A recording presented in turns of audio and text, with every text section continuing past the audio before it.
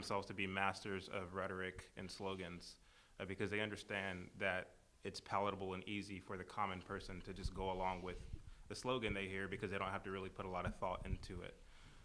It's also true that with Black Americans, there was a time where we aspired to be like our best and brightest.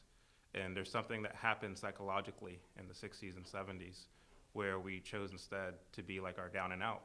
And you saw this in the blaxploitation films where they glorified pimping and hustling and all the rest.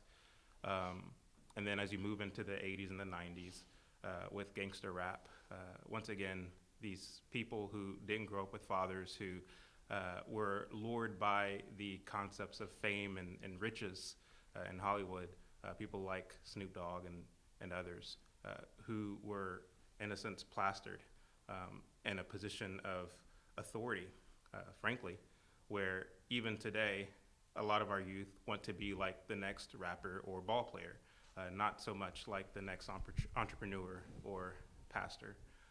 And so I think that it really comes down to parenting, because as Frederick Douglass said, when it comes to adults, many adults have their minds made up. You can't really teach an old dog new tricks, so to speak. And so it starts in the home. I don't know if there's any other life-changing answer to that question other than to start in the home with your children and be intentional about raising them. Because to the extent that you punt that responsibility to the state by way of our public schools or to the culture, your children are going to be your enemy. But I'll pass it along. Anybody else want to respond to that? I would just want to comment on just two points. I think that our side really suffers on having credible messengers. The people, I spend 80%, I tell people my closest friends are X something. They got letters in front of their names, not behind them. So I spend a lot of time in high crime, drug-infested neighborhoods dealing with Joseph leaders within there. And these people are not confused about their pronouns. They're not. They also don't spend a lot of time talking about white people. They talk about bread and butter issues. They talk about safety of their children. And so it is important, I think, for us to give voice to the people suffering the problem so they speak to the naysayers. One of the ways that you can undermine the moral authority of someone is go to the people in whose name they say they are speaking and let them speak for themselves. And they will tell you just the opposite. The other thing that you can organize around, not just money, but also a concern for children. We have a group, thousands of mothers who lost their children to homicide. It's called Voices of Black Mothers United. They're the ones who are coming together, supporting the police and going in and doing prevention work in the community. Last year, we brought them together with a cadre of mothers from Appalachia who lost their children to drugs, and also from Silicon Valley. And for 3 days, they came together and they found common ground. You don't tell a mom who lost her son to suicide that she's privileged. Or a black mother in public housing who lost her son. I had one mother lost all 4 sons before the age of 30 to murder. That has never happened in the history of the country. But we must give voice to those people in those communities who speak for themselves, and that's what we need to do. Give them the voice, and then they have the moral authority that undermines those who say they represent them. I'd like to ask this question. How do we remain relatively free in America with so many kids still in government schools, where they're being brainwashed to accept Marxism and what have you? Anybody want to take that? Well, look, I think there are those of us who have been engaged in the school choice movement for 50 years. We've won this debate a bit at a time, but the crisis is substantial now. But whether it's in Ohio, where the state legislature ran for 10 years catching up with a woman in Cleveland that Bob and others worked with, who was in the forefront of talking about, not locking kids into a dysfunctional failure called the public school system. And so we, simply put, and I'm glad I had this opportunity. You gave me an opportunity. I've been married to my wife, Rosa, for 55 years. We came up through the public school system, and she eventually became the superintendent of the public schools. She took them from being in emergency status to the second from the top status of quality of work. She did it by basically saying that what we needed to do was to create a system where we close dysfunctional and failing schools. And we have to, as communities, demand that. We can't be accepting of failure. She, in fact, has been in the forefront of across the country and talking about systems that allows the money to follow the child. And you empower parents and you create a competitive situation where dysfunctional schools, die on the vine. But it isn't just going to happen overnight. I've watched it now for generations, but it is starting to explode across the country, and the left has enhanced it by attacking parents who, in fact, want to speak at school board meetings. So it's coming. I want to tie back to something because, I'm so glad Bob is here. That makes me the second oldest person that's here. But it also gives me an opportunity to talk about what Bob Woodson taught me from his example. A lot of it is, whether it was with Kimmy Gray, That's right. it is 680 kids to college for public housing. 680 kids to school from public housing.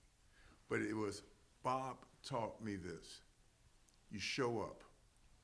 There has to be an effort to achieve moral coherence, to make sure that people can see that your behavior matches what you talk. So we can write great articles, we can get on talk radio and have great conversations, but if we don't show up, and we're not about empowering people to speak in their own voice and give amplification to that voice, we in fact are not doing what we should be doing. And I would just tell this to the camera, to the left. I told you, my dad and my parents had great motivational sayings. Whether it was quoting Frederick Douglass, who used to say, "Those who are whooped easiest get whooped most often." And so that gave us a sense of fight. But this, I will never forget this. This is something that generation taught me about time management. They said, "Ken, bees don't waste time trying to convince flies that honey is better than dog poop." And don't burn out. Don't burn out arguing with those knuckleheads. In fact, show up and outwork them. And that's what these folks up here have always done. They've outworked the opposition, and they've had a moral coherence.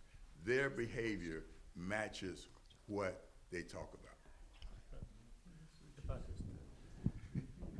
One of the things, you have to understand what we call in the military a center of gravity. We have to understand the overall system. School choice and going to homeschool, that's just a small piece of it. But what we have to start looking at is, where does all this emanate from? You look at these colleges and universities, the schools of education. Okay, you look at the teachers' unions, you look at all of these things, the school boards. So we've got to start attacking this system. You got to go on offense. Too often we sit back on defense. So therefore, when we have in these red states, we have governors And guess what? Most of these state colleges and universities fall under the purview of the state, and that's where the taxpayer-funded money is going. Why don't we start taking money from these schools that are out there pushing and preaching all of this cultural Marxism and socialism, things of that nature? If you are in the College of Education pushing a leftist ideology, instead of pushing people to understand, I want you to go out and teach reading, writing, arithmetic, and science to our kids, then you're not going to get taxpayer funds. You're going to have to live off of your endowment. And then we need to start looking at opening up other type of schools. Every single state in the United States of America, especially red states, should have a Hillsdale College. And why don't we have that? When I look at our historic black colleges and universities, conservatives should go out and start picking up and buying some of these historic black colleges and universities that are struggling financially, and then we can start getting back to what Booker T. Washington established at Tuskegee Normal and Industrial Institute, someplace where you are not just getting a book learning education, but also getting an industrial education as well. Then we've got to get out there and run for school boards, and especially in our inner city communities. And that's something that our churches should be rallying around, getting people to run for school boards. And then the last thing that we have got to do, we got to start taking on the teachers' unions. Okay, they don't care about our kids. And so we can talk about moving on to the homeschool and everything like this. In the military, you don't leave the enemy on the battlefield. Okay, no matter if you're having success in this little patrol operation over here, if you have left the enemy on the battlefield, you're gonna have to come back and deal with the enemy. Why do I know about that? Desert Shield, Desert Storm. We didn't completely decimate Saddam Hussein's Republican Guard. Guess where I was 12 years later? 20 years ago, I was back in Iraq, okay? So that's why you got to defeat them, understand their systems, and go out and undermine it. So let's look at the whole center of gravity that they have and not just worry about a small little sliver, but go after every aspect. This gentleman has a question. Hi, Tom from Freedom Square. I want to thank the gentleman for coming in to visit us, people in the Socialist Republic of Illinois. Thank you for bringing us hope. I have the pleasure of knowing several of you individually, and it's been a pleasure. But what I'm interested in is we've got Bob Woodson, who has done incredible things on a large scale in a grassroots environment. Ken, who has done local and state government and even in getting involved in the UN. Colonel West in the military and also in Congress, and Larry in media, and Chad. Welcome to the crowd. We all seem to be fighting for the same thing, which is God, family, and country. Yet, how well are we progressing, number one? And number two, what do you feel is the greatest source of friction that is blocking us or giving us the great challenges of moving what truly is? There's no greater message than what you shared with us today that would warm a soul or a heart. So what do you feel is the one major factor that is making it so difficult for all of us to move forward? Well, the left wants black people to be angry and to feel oppressed and to feel like eternal victims. That way they get that 95% monolithic vote because they have successfully marketed themselves as wearing the white hat and have been able to market the Republicans as wearing the black hat. That keeps blacks from talking about the quality of schools, crime, and other factors that are far, far more important. That's why you hear people like Joe Biden refer to the Georgia reform voting laws as worse than Jim Crow. They're Jim Eagle. They have all sorts of ways of taking every issue and turning it into some sort of racial issue. Because without getting black people angry and voting in a monolith, they are toast at the presidential level, and they know it. The crisis in education is the word critical doesn't even do it justice. 85% of black eighth graders, these are people who are 13 years old, according to the NELP test, which is known as the nation's report card, 85% of them can neither read nor do math at grade level. And about half of them can't even do basic reading, which means a substantial percentage of black 13-year-olds are functionally illiterate. There are 13 public high schools in Baltimore where 0% of the kids can do math at grade level, and another 6 where only half a dozen can. That's half of all the public high schools in Baltimore, and they're all located in the inner city. This is beyond a crisis. And for the teachers union to oppose school choice when it's proven to improve test scores, improve dropout rates, improve parental satisfaction, and improve the violence at schools, shows you the power they have over the Democratic Party. I'm in California. The teachers union gives more money to the politicians than the next three contributors combined. The state budget, half of it goes to education, so it ain't the money. We're spending more money per capita per year than any year before, and before that. It's not the money.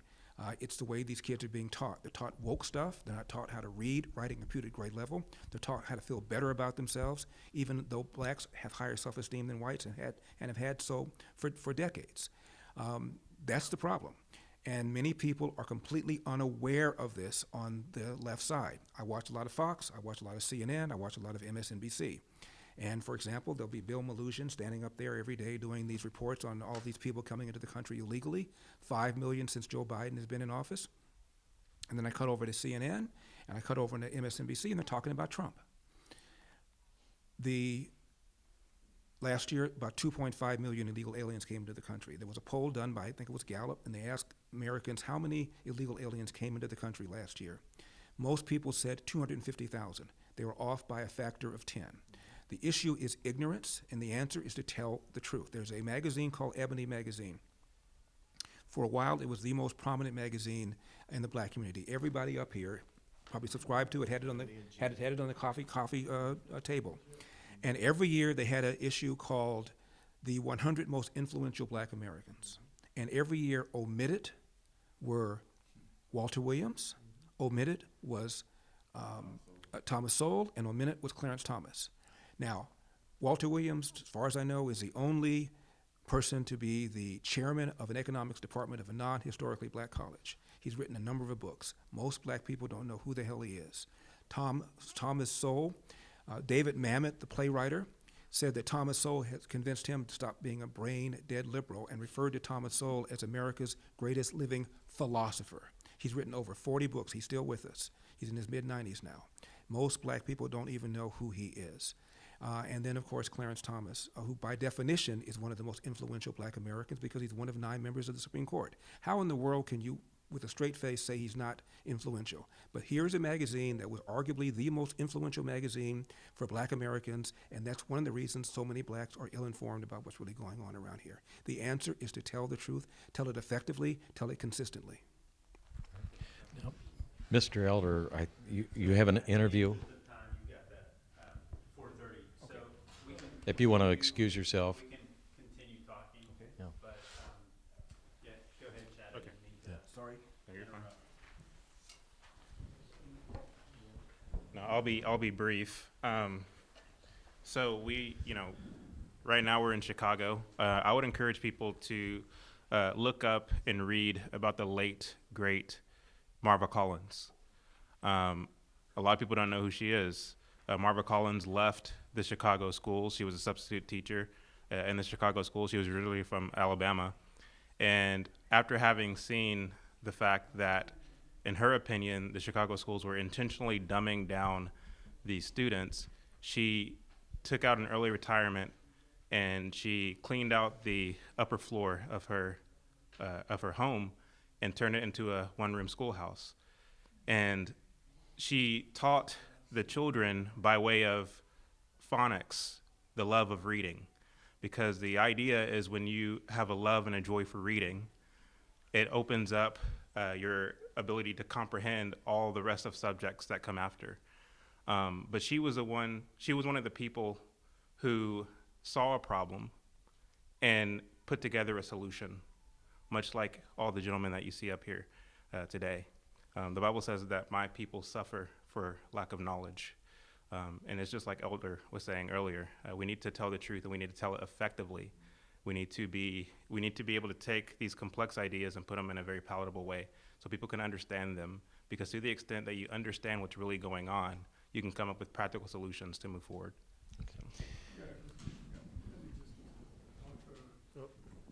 Coming down. Let me just offer a skunk in the, Uh-oh, not a skunk. Maybe not. skunk at the garden party comment.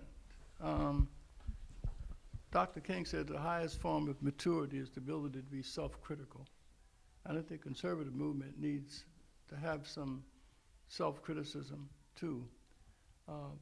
One of the things that Bill Bennett said a long time ago, when liberals see poor people and black folks, they see a sea of victims, and many conservatives see a sea of aliens. What conservatives lack, there's some conservatives who are part of the race grievance industry too, because they spend a lot of time and money criticizing what the left is doing without investing in alternatives. I don't know why, and I'm gonna just get political for a moment. In 1990, Dick Riordan was a white conservative who went into East LA and connected with Ginny Lichtenberg, a liberal Democratic nun who had a little after-school program. For 2 years, he came in with some of his friends and invested in what these low-income Hispanics wanted, and that is he built a Riordan Center. Then he declared for the mayor's race, supported by these liberal activists, because he invested charitably, he planted charitably and harvest politically. But you don't harvest and plant in the same year. Because grassroots people are radical pragmatists like myself. They're non-ideological. If he invested in them, and as a consequence, they supported him, and he was the first Republican mayor in 35 years. When he ran for re-election, and he didn't forget them once he became mayor, he set up an office of neighborhoods and empowered them. Then he built a Riordan Center in South Central, the black community. So when he ran for re-election, he carried 60% of every demographic. The question that I had, if he was so successful, then why are Republicans and conservatives running to him and inviting him to address them and educate them? It made me wonder why he wasn't a popular figure at the convention. It makes you wonder. And so I just think that what liberals have is a ground game. George Soros goes down and invests in all these DAs. No one votes for a DA. You get 10% of the vote, you can be a DA. But he invested money on the ground. We have to invest in grassroots people who share our values and whose lives embody the values of this nation. Only then we have this kind of Joseph Pharaoh relationship, and that's the model that we operate on. You know, when you have people with power and influence, powerful people who look beyond their privilege and look beyond their wealth and recognize that there is something looming over the horizon that we don't understand, but I'm willing to invest in, partner with a 31-year-old uneducated Hebrew prisoner. I have one more question, and maybe we want to wrap up with That's this. the kind of partnership So if we you can, need. if you can, relatively brief comments, if you don't mind. One of the goals of this conference is to unite black conservatives. If that happens, at least on a small scale, how does that change America?